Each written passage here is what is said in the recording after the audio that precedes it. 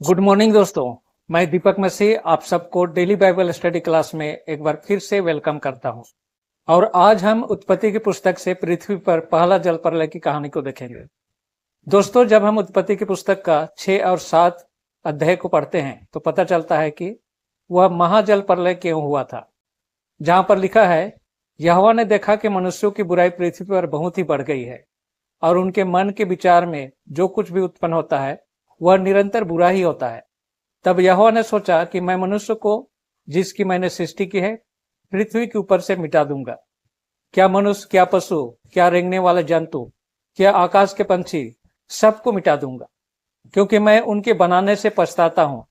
परंतु यहोवा की अनुग्रह नूह पर बनी रही। तब परमेश्वर ने नूह से कहा, सब प्राणियों के अंत करने का प्रश्न मेरे सामने आ गया है, क्योंकि उनके कारण पृथ्वी उपद्रव से भर गई है, इसलिए मैं उनको पृथ्वी समेत नाश कर डालूंगा। तब परमेश्वर नूह को एक जहाज बनाने की आज्ञा देता है ताकि उसे और उसके परिवार को आने वाले जल प्रलय से सुरक्षित रखा जा सके। और परमेश्वर नूह को जहाज की योजना दिखाता है और नूह को बताता है कि जहाज को कितना बड़ा बनाना है और उसका प्रत्येक भाग को कैसे बनाना है। नूह परमेश्वर की आज्ञा का पालन करता है और उसकी आज्ञाकारिता परमेश्वर को उद्धार की योजना का हिस्सा बन जाता है। परमेश्वर नूह को बचाता है क्योंकि वह परमेश्वर की बातों पर विश्वास करता है और वह सब कुछ करता है जो परमेश्वर ने उसे करने को कहता है।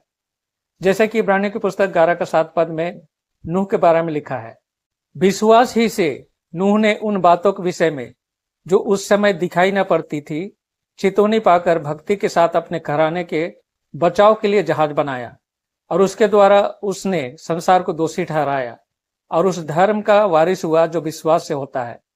नूह विश्वास का एक प्रारंभिक उदाहरण है जो आज्ञाकारिता के द्वारा स्वयं को प्रदर्शित करता है। यह विश्वास ही एकमात्र विश्वास है जो मायने रखता है। जैसा कि याकूब की पत्री 2 का 20 पद में लिखा है, हे निकम्मे मनुष्य, क्या तू यह भी नहीं जानता कि कर्म बिना विश्वास व्यर्थ है।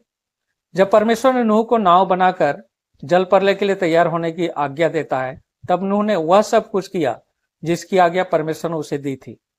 जैसा कि उत्पत्ति की पुस्तक 6 का 22 में लिखा है।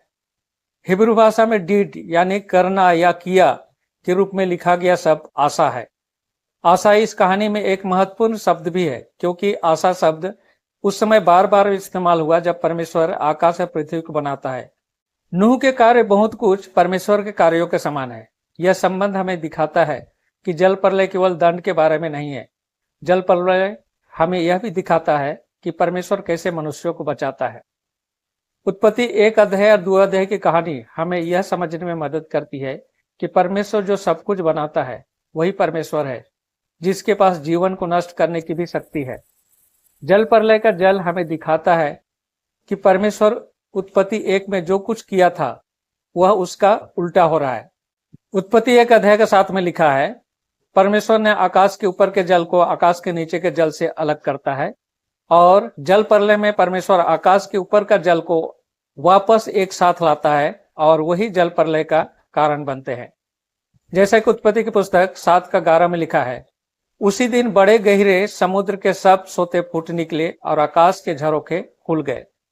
उत्पत्ति 7 अध्याय में लिखा है, और यहोवा ने नूह से कहा, तू अपने सारे घराने समेत जहाज में जा, क्योंकि मैंने इस समय के लोगों में से केवल तुझी को अपनी दृष्टि में धर्मी देखा है।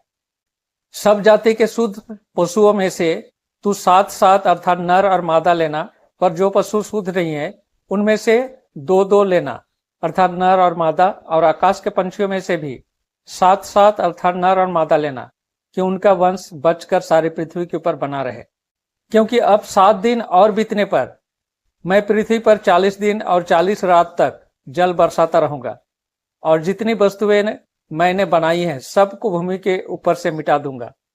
तब नूह अपने पुत्रों, पत्नी और बहुओं समेत जल प्रलय से बचने के लिए जहाज में गया और जितने प्राणियों में जीवन की आत्मा थी उनकी सब जातियों में से 2-2 नूह के पास जहाज में गए और वह परमेश्वर की आज्ञा के अनुसार सब जाति के प्राणियों में से नर और मादा गए। तब यहोवा ने जहाज का द्वार बंद कर दिया और 7 दिन के बाद प्रलय का जल पृथ्वी पर आने लगा। जब नूह की अवस्था के 600वें वर्ष के दूसरे महीने का 17वां दिन आया उसी दिन बड़े गहरे समुद्र के सब सोते फूट निकले और आकाश के झरोखे खुल गए और वर्षा 40 दिन और 40 रात निरंतर पृथ्वी पर होती रही। और पृथ्वी पर 40 दिन तक प्रलय होता रहा और पानी बढ़ता ही गया, जिससे जहाज ऊपर को उठने लगा और वह पृथ्वी पर से ऊंचा उठ गया और जल पृथ्वी पर अत्यंत बढ़ गया, यहाँ तक कि सारी धरती पर जितने बड़े बड़े पहाड़ थे सब डूब गए। और क्या मनुष्य, क्या पशु, क्या रेंगने वाले जंतु, क्या आकाश के पंछी जो जो भूमि पर थे, सो सब पृथ्वी पर से मिट गए। केवल नूह और जितने उसके संग जहाज में थे वे ही बच गए और जल पृथ्वी पर 150 दिन तक प्रबल रहा। तो दोस्तों, आज का बाइबल स्टडी यहीं पर समाप्त करते हैं। मिलते हैं अगले पार्ट में। तब तक परमेश्वर का आशीषों का आनंद उठाइए। आमीन।